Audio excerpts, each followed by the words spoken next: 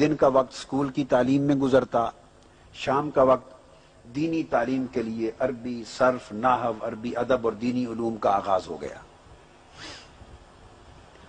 اسی دوران جب یہ تعلیم جاری تھی تو میرے اندر خود تصوف کے مطالعے کا ذوق ڈیولپ ہو گیا، کیونکہ تصوف عملاً گھر میں رات دن دیکھتا تھا۔ بچپن کی بات ہے، اتنی تھوڑی عمر تھی، رات کو کمرے میں کبھی ابا جی قبلہ کی آہیں، رونا، آواز، چیخ نکل جاتی کبھی مصلی پر پچھلی رات، تو اٹھ کے بیٹھ جاتا، ڈر جاتا، اپنی امی جان سے پوچھتا ابو جی کو کیا ہو گیا، کیوں رو رہے ہیں، کس نے مارا ہے؟ یعنی وہ تھوڑی عمر تھی۔ تو تصوف، روحانیت، خشیت الہی، گریہ و زاری، آہ و بکا، تو یہ جو کیفیات تو چونکہ گھر میں دیکھی تھیں، تو آنکھ کھلی تو یہ چیز نقشہ ہی سامنے تھا زندگی کے، تو اسی عمر میں بچپن میں یہ ذوق شروع ہو گیا۔ تو پھر میں تصوف کی کتب کا مطالعہ از خود کرنے لگا،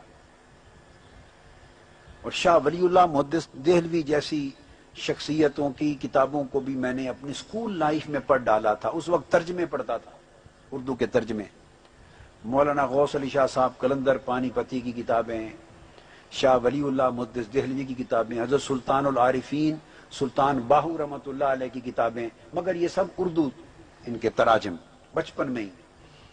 تو اس طرح حضور سیدنا غوث العظم کی سوانح، دیگر اولیاء کرام کے حالات زندگی، تو یہ معمول تذکرۃ الاولیاء اور حضرت بابا فرید الدین گنج شکر کے حالات، دیگر اولیاء کرام کے، تو یہ معمول ہشت بہشت ایک کتاب تھی، وہ یہ سکول لائف میں بچپن کے زمانے سے اردو، یوں سمجھیں کہ اردو زبان میں نے انہی کتابوں سے پڑھنا سیکھی،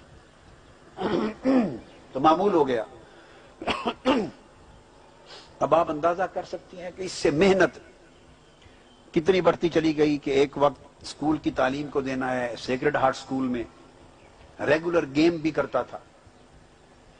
اس وقت میری ریگولر گیم فٹ بال ہوتی تھی، تو فٹ بال بھی کھیلنا، باقی گیمز بھی کرتے تھے، تو اسکول کا ٹائم بھی ہے، گیمز کا بھی ہے، درس نظامی کی کتب شروع ہو گئی تھی، ان کو پڑھنا بھی 3-4 گھنٹے، بعد میں بڑھتا چلا گیا، 7-8 گھنٹے، 7-7 گھنٹے، 6 گھنٹے بعد ازاں اسکول کے ساتھ ساتھ ہو گئے، شام کو رات کے 11-12 بجے تک وہ ٹائم بھی دینا ہے، پھر وقت نکال کے کبھی کبھی تصوف کی کتابوں کو بھی پڑھنا ہے، اور عبادت کا ذوق، جب تصوف پڑھیں گے تو عبادت کا ذوق آئے گا، پھر وہ تہجد کے لیے اٹھنا، اشراق پڑھنا، تو اس طرح کے معمولات شروع ہو گئے۔ پھر آگے عمر بڑھتی گئی، جوں جوں تو تھوڑی اور سمجھ آتی گئی، تو کچھ دریاؤں کی سمجھ آئی بات، کچھ جنگلوں کی سمجھ آئی، کچھ ویرانوں کے قصے پڑھے، اس کا ذوق ہوا، تو 3-4 میل دور ہمارے گھر سے دریائے چناب تھا، تو پھر ایک دور ایسا آ گیا کہ پھر چھٹی کا جب دن آتا تو 3-4 میل سائیکل چلا کے دریائے چناب پہ چلا جاتا تھا اکیلا۔ بعد میں زیادہ عمر ہوئی تو کسی دوست کو بھی لے لیا ساتھ، یعنی جو دوست بنا اسی راہ پہ ڈال دیا، بھائی جو بنا اس کو بھی اسی راہ پہ ڈال دیا، شکار کر دیا اسی راہ میں۔ تو دریائے چناب کے کنارے بیٹھے رہنا، پھر وہاں نوافل، وہاں عبادات، وہاں ذکر، اذکار، وظائف، کبھی رات کے اندھیرے ہو جانے، رات مغرب اوابین بھی 20 رکعت پڑھ کے عشاء کے قریب جب اندھیرا ہونا تو واپس لوٹنا۔ لوگ نہیں جاتے تھے، وہ وہاں جنگل میں، بیابان میں عام طور پہ مشہور ہے کہ اس قسم کے خونخوار بھیڑیے اور جانور ہوتے ہیں، مگر یہ کہ یہ زندگی کا ایک حصہ بن گیا۔ تو آپ یوں سمجھیں کہ سیلف امپوزڈ، آپ اس کو مشکلات کہیں، محنت کہیں، ریاضت کہیں، مشقت کہیں، تگ و دو کہیں، مگر سیلف امپوزڈ یہ لائف سٹائل بن گیا بچپن سے محنت کا۔ ریسٹ کا کوئی رجحان نہیں تھا، محنت بڑھتی چلی گئی، اور پھر چلتے چلتے پھر بعد ازاں گاؤں تھا جوتیوں والا چک، کبھی 3-3 مہینے کے لیے وہاں چلا جاتا تھا، پھر اسی طرح پھر 3 مہینے چھٹیاں ہوئیں، پھر چلا گیا، پھر ابا جی کے پاس باقی 7-8-9 مہینے پڑھتے رہے، پھر کبھی امتحان دے دیا، پھر 3-4 مہینے چلا گیا، پھر اسی طرح بی اے کے زمانے تک وقت آیا تو پھر 2 سال کے لیے چلا گیا، چونکہ بی اے پھر میں 15 دن گورنمنٹ کالج جنگ میں پڑھا ہوں، ایس ایم شفیق صاحب کے کالج میں، تو میں نے دیکھا کہ یہ جو مضامین ہیں ان پر تو 2 سال یہاں وقت ضائع کرنا ہے، یہ میں 3 مہینے میں مکمل پڑھ کے تو فرسٹ ڈویژن آسانی سے لے لوں گا، تو میں کالج کیا دھکے کھاؤں، تو میں پھر چلا گیا قطب آباد، جوتوں والا چک کہتے تھے قطب آباد، پھر وہ 2 سال مزید لگا لیے 68 to 70 تک. تو یہ معمول پھر گھر پڑھنے کا ادھر پڑھنے کا جاری رہا. میٹرک ہو گئی. میٹرک کے بعد میں نے گورنمنٹ کالج فیصل آباد میں داخلہ لیا.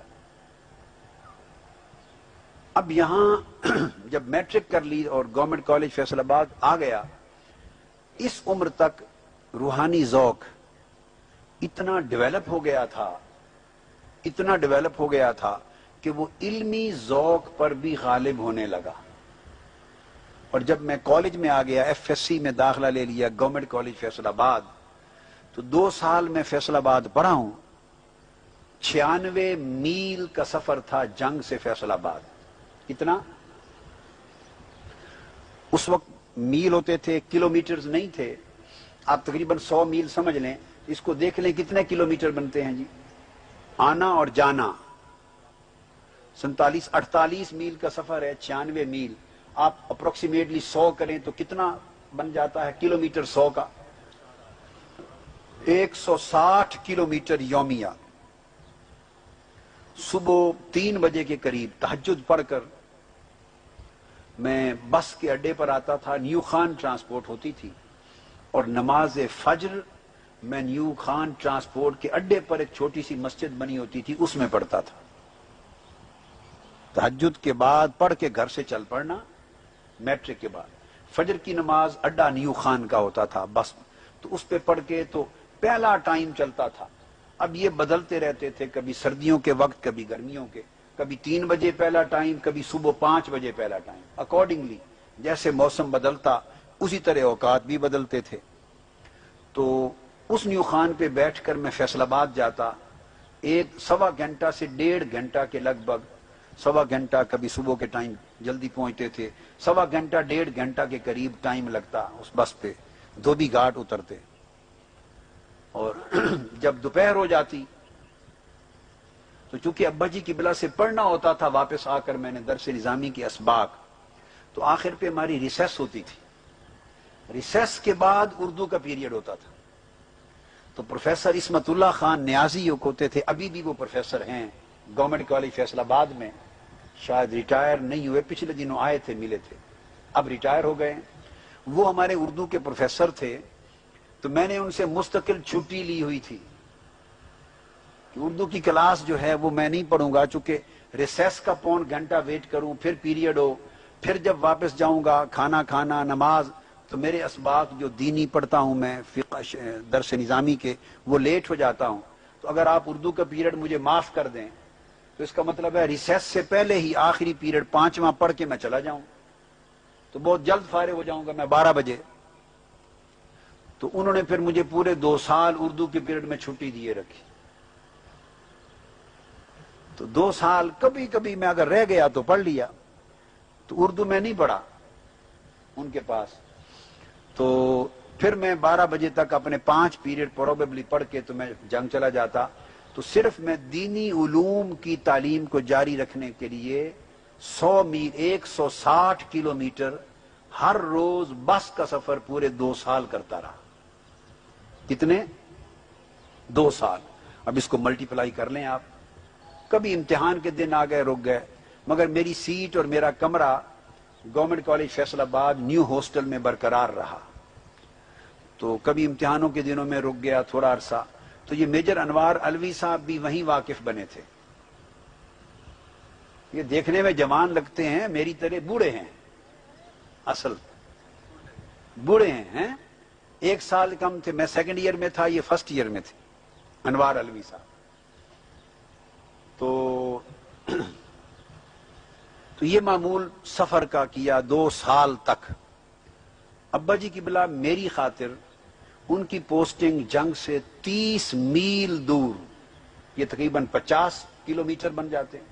حسو بلیل اس زمانے میں وہاں تھی، اور 50 اور 50 100 کلومیٹر جانا آنا. تو میری خاطر ہر روز وہ ہاسپٹل تھا، رورل ہیلتھ سینٹر، ڈسپینسری بھی کہتے ہیں، यूनानी यानी ईस्टर्न मेडिसिन और एलोपैथिक मेडिसिन के जॉइंट रूरल हेल्थ सेंटर बने थे डिस्ट्रिक्ट में। तो वो वहां इंचार्ज थे, बतौर डॉक्टर इंचार्ज थे, तबीब थे। तो वो 100 किलोमीटर मेरी खातिर रोजाना करते, मैं 160 किलोमीटर रोजाना करता।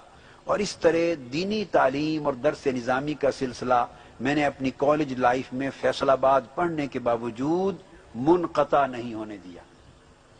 और 6 घंटे शाम को वो मुझे पढ़ाते थे। तो अब आप अंदाजा कर लें कि ये सफर 100 मील का एक करना है, और ये 1-2 की दिन की बात नहीं है। आप देखिए इंसान थक जाता है, उकता जाता है। आपको अगर आना जाना कह दें, न्यू कैंपस और ओल्ड कैंपस 8-10 मरतबा बसों पर जाएं, वैगनों पर जाएं और आएं, तो आपकी होश ठिकाने आ जाते हैं। नखरों का जमाना है, नाजुक अंदाम लोग हैं, नखरे वाले लोग हैं और तबीयत के शहनशाह हैं।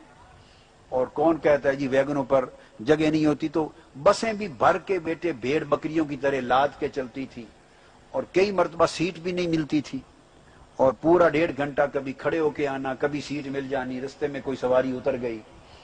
और जब खास तौर पे वापस जाता था तो बेटे कम सीट मिलती थी। धोबी गार्ड, वो तो दिन का टाइम 12-1 बजे रश की सर्विस होती थी, तो कभी सीट मिली कभी न मिली।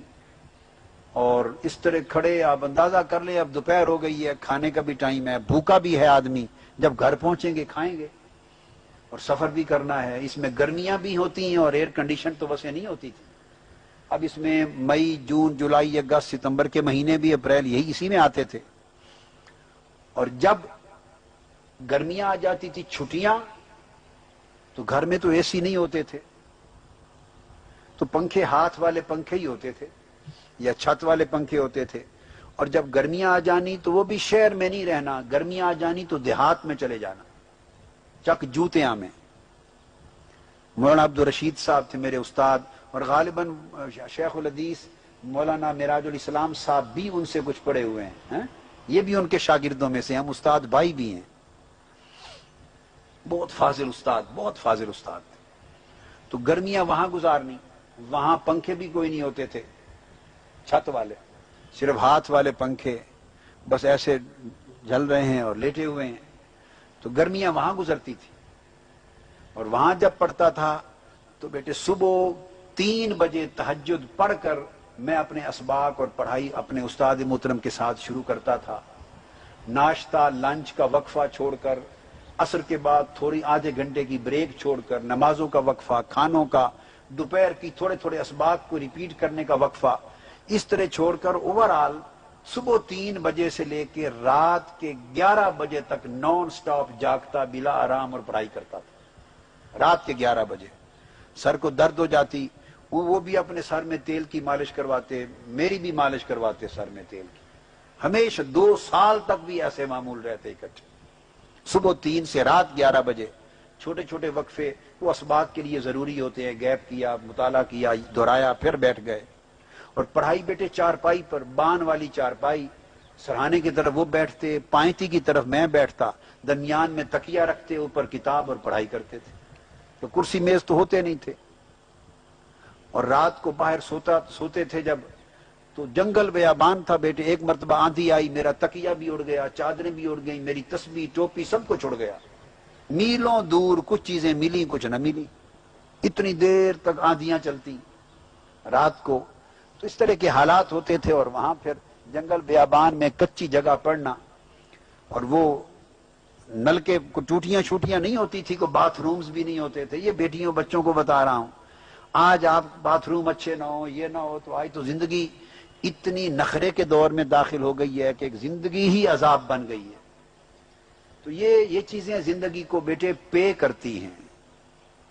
ये जिंदगी को जो कुछ आप झीलते हैं वो पे करते हैं, ये इन्वेस्टमेंट होती है। तो वो पहले जमाना था तो हाथ के हैंड पंप्स होते थे, और एक मर्तबा वो हैंड पंप वो बड़े खराब सा नलका भी था, तो छोड़ दिया तो शॉ ऊपर करके एक मर्तबा लगा, मेरी थोड़ी पे जख्मी, खून कर दिया मुझे। तो इस तरह के वो पुराने देसी किस्म के वो हैंड पंप हैं, उसमें नहाना। तो गर्मियां हैं, नलका धूप पर है, उस पर छत भी कोई नहीं। تو چارپائیاں رکھ لیتے تھے ارد گرد، کپڑی چادریں ڈال کر پردہ بنا لینا اور اس میں نہانا، اور باہر دور باتھ روم تو ہوتے نہیں تھے، پھر باہر جانا. یہ دیہات کی زندگی. اور ٹوٹی پھوٹی ایک بس چلتی تھی، اور وہ بس اس پہ اتر کے 2 میل ریت میں پیدل چل کے تو اس دارالعلوم تک پہنچتا تھا. دارالعلوم تک، اس گاؤں تک کوئی کنوینس نہیں تھی. چک آرائیاں تھا ایک، احمد نواز انجم صاحب کا چک ہے یا اس کے قریب ہے کوئی، وہاں وہ بس آتی تھی، ٹوٹی پھوٹی بس، اتر کے پھر آگے پیدل جاتا تھا. اور سارا راستہ بیٹے کچا راستہ بھی نہیں تھا، سارا راستہ ریت کا تھا. آپ نے کبھی ریت میں چل کے نہیں دیکھا، آپ اندازہ کر لیں کہ جون جولائی اگست ستمبر کا زمانہ ہو، ریت آگ کی طرح تپتی ہے، اور اس میں پیدل چلیں تو پاؤں بھی دس جاتے ہیں، پاؤں جلتے ہیں. تو یہ جب گرمی آتی تو یہ موسم ہوتا تھا. تو پیدل جانا ہفتے کے بعد آتا تھا ایک دن گزارنے کے لیے جنگ. تو ریت میں پیدل جانا، پیدل آنا، اور بس آگے اسی طرح کا رہنا، اور یہ پڑھائی ہوتی تھی. اس طرح کی رات دن کی زندگی.